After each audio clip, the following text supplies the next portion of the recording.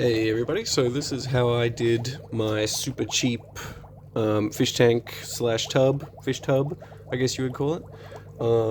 It's been ages since I made a fish tank video, but you know, I've been really busy with uni. I've been doing a ton of fish tank stuff, just not filming any of it. Anyway, so this tub right here, this is an 80 liter tub. That's about 20 gallons for you Americans out there, and I've got it like half full. A little over half full. So it's like 13 gallons or like maybe 50 liters, right? I'm gonna go through the costs first because that's kind of why I'm making this. This is the only reason you would make a tub like this is because it's much cheaper. So I've got a heater, and I've got a little airline thing. See, that is not a filter. That is just an airline.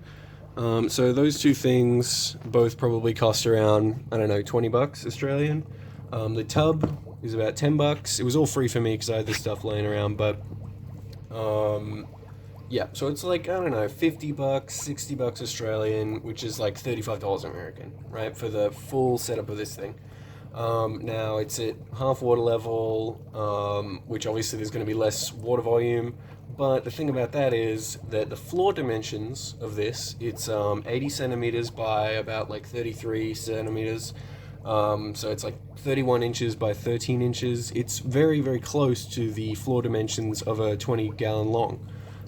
So lots of breeders use the 20 longs for lots of things. It's a classic dimensions of fish tank. And so you could do cories or bristlenose plecos would do fine in here.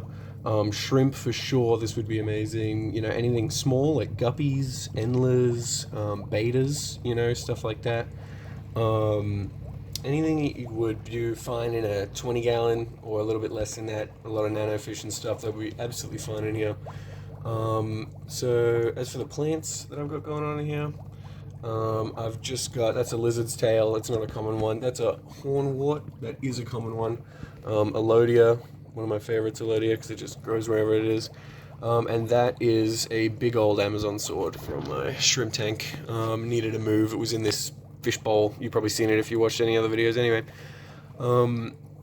And I've also got this great big pothos, goes all the way up there, secured with good old duct tape, reliable duct tape. And yeah, so how did I do this?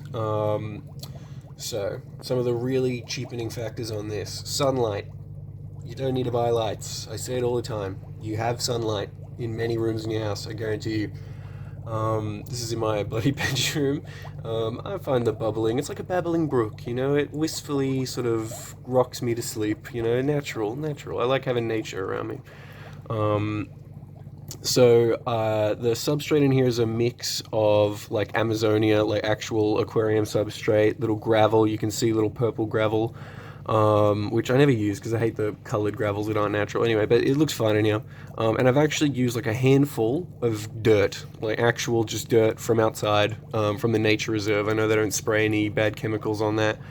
So like a fistful of dirt just in here, and these are river stones from my yard. I was gonna say garden, and I said yard, so I said God. It's fine. This is a driftwood log, or it's probably not even driftwood. I have no idea where it come from. I've had it for years. It's probably from my garden, or literally taken off of one of my family's farms or something.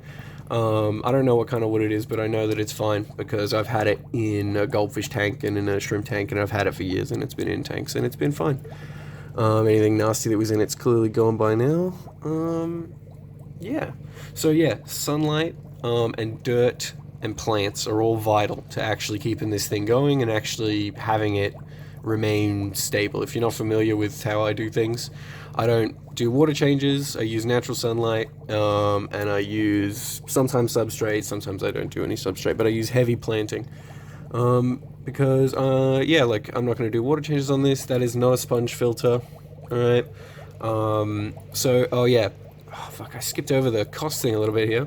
But yeah, so this is maybe, so like I said, 35 bucks American for this. If you were going to get a glass tank, a 20-gallon long tank, and you were going to get an actual sponge filter for that, You'd be looking at a lot closer to around $120 Australian if you're really going for cheap stuff, if you're not just buying from your local store, which is like 80 bucks American. So it is less than half the price to do this thing. So if you're looking at breeding a lot for cheaply, and especially if you have a greenhouse set up or something, like there's a lot of good Dustin's fish tanks, and a few people do a lot of natural sunlight plant growing and fish breeding and stuff. So yeah, that would be good resources if you want a better explanation than I'm going to give you here. But yeah, it's very simple. This thing works. It's cheap as chips. Yeah, it's only been going like a week now. It's just cycling. And I'm a little bit worried that one day these plastic walls might be a bit weak. You can see they bow out a little bit. A little bit. And that's why I'm keeping it at this low level. I have had them crack on me before, not tubs, but just these plastic tubs have cracked on me if they get left out in the sunlight for years and years outside and getting rained on and everything. So we'll have to see about that. I think it'll do alright. If it doesn't, I will update. And yeah, this plastic is food grade, perfectly safe for aquariums. Anything that's food grade, you can chuck a Lego in your aquariums. You'd be surprised at the amount of plastic you could chuck in your aquarium and it wouldn't do anything. It'd actually be fine. And this includes that. So, yeah. Cheap as chips, easy. It's actually probably going to be pretty good for breeding. I don't know what I'm going to chuck in here. Yeah, thanks for watching.